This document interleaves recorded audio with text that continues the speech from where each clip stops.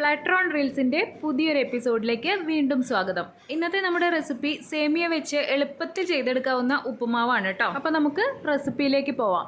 ഒരു കടായി വെച്ച് ചൂടാകുമ്പോൾ അതിലേക്ക് 1.5 ടേബിൾ സ്പൂൺ നെയ്യോ ഇഷ്ടമുള്ള ഏതെങ്കിലും ഓയിലോ ഒഴിച്ചു കൊടുക്കാം. ഞാനിവിടെ കോക്കനട്ട് ഓയിലാണ് യൂസ് ചെയ്യുന്നത്. അടികട്ടിയുള്ള ഒരു പാത്രം എടുക്കുന്നതാണ് എപ്പോഴും നല്ലത്. നന്നായി ചൂടായതിന് ശേഷം 1/2 ടീസ്പൂൺ കടുക് ഇതിലേക്ക് ഇട്ട് കൊടുക്കണം. കടുക് പൊട്ടി തുടങ്ങുന്ന സമയത്ത് 1/2 ടീസ്പൂൺ ഉഴുന്നുപരിപ്പ്, 1/2 ടീസ്പൂൺ കടലപ്പരിപ്പ് എന്നിവ കൂടി ചേർത്ത് ഒന്ന് ഇളക്കിയതിന് ശേഷം ഒരു പിടി കശുവണ്ടിപ്പരിപ്പ് കൂടി ചേർത്ത് ഒരു ബ്രൗൺ ഷെയ്ഡ് ആകുന്നത് വരെ ഇളക്കി കൊടുക്കാം. പരിപ്പൊക്കെ അറിയുന്ന ഒരു ഡൗട്ട് ഉണ്ടെങ്കിൽ ലോ ടു മീഡിയത്തിലേക്ക് ഫ്ലെയിം സെറ്റ് ചെയ്യാം, അതല്ലെങ്കിൽ മീഡിയം ഫ്ലെയിമിൽ വെച്ച് തന്നെ ചെയ്യാം. കാഷ്യൂനട്ട് ചേർത്ത് ഒന്ന് ഇളക്കി കൊടുത്തതിന് ശേഷം ഒരു വറ്റൽമുളക് കൂടി ഇതിലേക്ക് ഇട്ട് കൊടുക്കാം. കാഷ്യൂ ചേർത്തതുപോലെ തന്നെ കപ്പലണ്ടിയോ ഉണക്കമുന്തിരിയോ ഒക്കെ ഇഷ്ടമുണ്ടെങ്കിൽ നമുക്കിതിൽ ചേർത്ത് കൊടുക്കാം. ഇനി ചിലർക്കൊക്കെ എസ്പെഷ്യലി കുട്ടികൾക്കൊക്കെ ചിലപ്പോൾ കടലപ്പരിപ്പ്, കാഷ്യൂനട്ട് ഇതെല്ലാം ഈ ഉപ്പുമാവിൽ കടിക്കുന്നത് ഇഷ്ടമുണ്ടാവില്ല. അങ്ങനെയാണെങ്കിൽ അത് ഒഴിവാക്കിക്കോളൂ. കടുകും മുളകും മാത്രം പൊട്ടിച്ചാലും മതിയാവും. ഇപ്പോൾ ഇതൊരു ബ്രൗൺ ഷെയ്ഡിലേക്ക് മാറി തുടങ്ങിയിട്ടുണ്ട്. ഇനി നമുക്ക് ഇതിലേക്ക് ഒരു തണ്ട് കറിവേപ്പില ചേർത്ത് കൊടുക്കാം. അതിനുശേഷം ഇതിലേക്ക് ഒരു മീഡിയം സൈസ് സവാള നന്നായി ചെറുതായി ചോപ്പ് ചെയ്തതും 3 പച്ചമുളക് കൂടി ചേർത്ത് നന്നായി ഒന്ന് വഴറ്റി കൊടുക്കാം. സവാള ബ്രൗൺ ഷെയ്ഡൊന്നും ആവണ്ട, ജസ്റ്റ് ഒന്ന് വഴണ്ടി കിട്ടിയാൽ മതി. ഞാൻ നേരത്തെ പറഞ്ഞതുപോലെ കരിയൊന്ന് ഡൗട്ട് ഉണ്ടെങ്കിൽ ലോ ടു മീഡിയത്തിലേക്ക് ഫ്ലെയിം അഡ്ജസ്റ്റ് ചെയ്യാൻ പറഞ്ഞില്ലേ, അത് സവാള ചേർത്ത് കൊടുക്കുന്ന ആ സമയം തൊട്ട് മീഡിയം ഫ്ലെയിമിലേക്ക് മാറ്റാനും ശ്രദ്ധിക്കണം. ഒരുപാട് എരിവില്ലാത്ത പച്ചമുളക് തന്നെയാണ് ഞാനിവിടെ ചേർത്ത് കൊടുത്തിരിക്കുന്നത്. എന്താണെന്ന് വെച്ച് കഴിഞ്ഞാൽ റവ വെച്ച് ഉപ്പുമാവ് ഉണ്ടാക്കുന്ന പോലെയല്ല, സേമിയ വെച്ച് ഉപ്പുമാവ് ഉണ്ടാക്കുമ്പോൾ എരിവ് കൂടിപ്പോയാൽ അത് അത്ര നല്ലതായിട്ട് തോന്നാറില്ല. അതുകൊണ്ടാണ് ഞാനിപ്പോൾ ഒരു 3 പച്ചമുളക് അധികം എരിവില്ലാത്തത് ചേർത്ത് കൊടുത്തിരിക്കുന്നത്.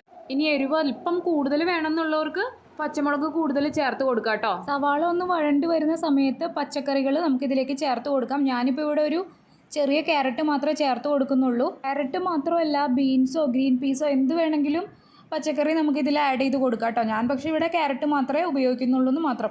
ഇനി പച്ചക്കറികൾ ഇഷ്ടമില്ലാത്തവർക്ക് പ്ലെയിൻ ആയിട്ടും ഇത് ചെയ്തെടുക്കാം. ഇപ്പോൾ സവാള അത്യാവശ്യം വഴണ്ടി വന്നിട്ടുണ്ട്. ഇനി നമുക്കിതിലേക്ക് അരിഞ്ഞു വെച്ചിരിക്കുന്ന ക്യാരറ്റ് കൂടി ചേർത്ത് ഒന്ന് വഴറ്റിയെടുക്കാം. അത്യാവശ്യം നൈസായിട്ട് അരിയുവാണെങ്കിൽ പെട്ടെന്ന് വഴണ്ടി കിട്ടും. ഞാനിപ്പോൾ ഇവിടെ നീളത്തിൽ നൈസായിട്ട് തന്നെയാണ് അരിഞ്ഞ് ക്യാരറ്റ് എടുത്തിരിക്കുന്നത്. ഏകദേശം 1 മിനിറ്റ് ഒന്ന് ഇളക്കി കൊടുത്തതിന് ശേഷം നമുക്കിതൊന്ന് അടച്ചു വെച്ചിട്ട് വേവിക്കാം.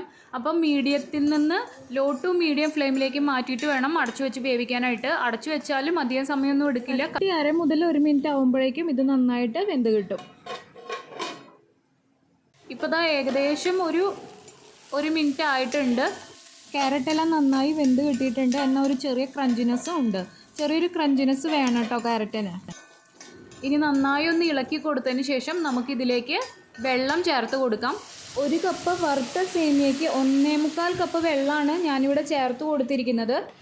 എന്നാൽ എല്ലാ സേമിയയ്ക്കും 1.25 കപ്പ് വെള്ളം വേണമെന്നില്ല. ചില സേമിയയ്ക്ക് 1.5 കപ്പ് വെള്ളവും മതിയാവാറുണ്ട്. ഇപ്പോൾ ഞാനിത് എടുത്തിരിക്കുന്നത് ഒരു ഗിഡ്സ് എന്ന് പറഞ്ഞിട്ടുള്ളൊരു ബ്രാൻഡാണ്. നേരെ മറിച്ച് ബിനുയുടെ വറുത്ത സേമിയൊക്കെ യൂസ് ചെയ്യുമ്പോൾ 1 കപ്പ് സേമിയയ്ക്ക് 1.5 കപ്പ് വെള്ളം എനിക്ക് ആവശ്യമായിട്ട് വരാറുള്ളൂ. ഇനി നമുക്ക് ഈ വെള്ളത്തിലേക്ക് ആവശ്യത്തിന് ഉപ്പ് ചേർത്ത് കൊടുത്തതിന് ശേഷം ഈ വെള്ളം അടച്ചു വെച്ച് തിളയ്ക്കാനായിട്ട് അനുവദിക്കാം. ഞാനിപ്പോൾ എടുത്തിരിക്കുന്നത് ഒരു 1/4 ടീസ്പൂൺ ഉപ്പാണ്. ഉപ്പ് ഒരല്പം കയറി നിൽക്കണമെന്ന് വെച്ചാലും അധികം ആവരുത്. അധികമായി കഴിഞ്ഞാൽ സേമിയ കൂടി ആയതുകൊണ്ട് ഉപ്പിൻ്റെ സ്വാദ് മുന്നോട്ട് നിൽക്കും. വെള്ളം തിളയ്ക്കുന്നത് വരെ നമുക്ക് ഫ്ലെയിം ഹൈ ഫ്ലെയിമിലാക്കി വെക്കാം. പെട്ടെന്ന് തിളക്കി കിട്ടും. ഏകദേശം ഒരു മിനിറ്റൊക്കെ കഷ്ടി വേണ്ടി വരുള്ളൂ. അപ്പോൾ അത് ശ്രദ്ധിക്കണം. അതപ്പോൾ വെള്ളം നന്നായി തിളച്ച് തുടങ്ങിയിട്ടുണ്ട്. ഇനി നമുക്ക് ഇതിലേക്ക് വറുത്ത് വെച്ചിരിക്കുന്ന 1 കപ്പ് സേമിയ ചേർക്കാം. ഇപ്പോൾ വറുത്ത സേമിയൊക്കെ നമുക്ക് മാർക്കറ്റിൽ അവൈലബിൾ ആണ്. അതല്ല വറുക്കാത്ത സേമിയാണ് വാങ്ങുന്നതെങ്കിൽ ഒരു 3-4 മിനിറ്റ് ലോ ടു മീഡിയം ഫ്ലെയിമിൽ വെച്ചിട്ട് എണ്ണയോ നെയ്യോ ചേർത്തിട്ട് ഒന്ന് വറുത്തെടുത്താൽ മതിയാവും.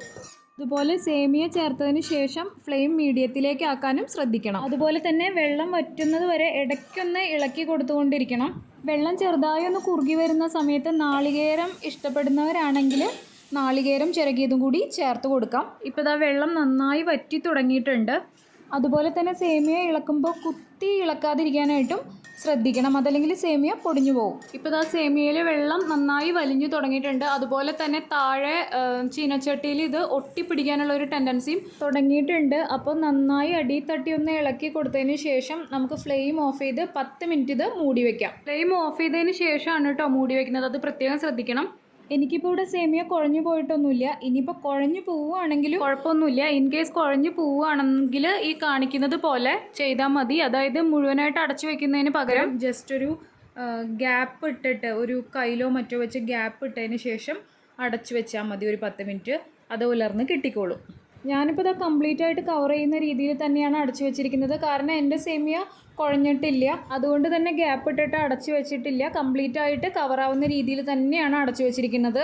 കുഴയാത്തത് കൊണ്ട് തന്നെ സേമിയ ഒരു 95% വെന്ത പോലെയാണ് നമുക്ക് തോന്നുക. പക്ഷേ 10 മിനിറ്റ് മൂടി വെക്കുന്നതോടുകൂടി നല്ല വൃത്തിയായി വെന്ത് കിട്ടും. ഇതായിപ്പോൾ അടച്ചു വെച്ചിട്ട് 10 മിനിറ്റ് കഴിഞ്ഞിട്ടുണ്ട്. കണ്ടോ, നല്ല ഉലർന്ന് തന്നെ കിടക്കണ സേമിയ ഉപ്പുമാവ് റെഡി ആയിട്ടുണ്ട്. ഇനി നമുക്കിത് ചൂടോട് കൂടിയിട്ട് സെർവ് ചെയ്യാം. ചട്നിയുടെയോ പപ്പടത്തിൻ്റെയോ പഴത്തിൻ്റെയോ പഞ്ചസാരയുടെ കൂടെയൊക്കെ നമുക്കിത് സെർവ് ചെയ്യാം. ഇൻഗ്രീഡിയൻസ് എല്ലാം ഡിസ്ക്രിപ്ഷനിൽ കൊടുത്തിട്ടുണ്ട്.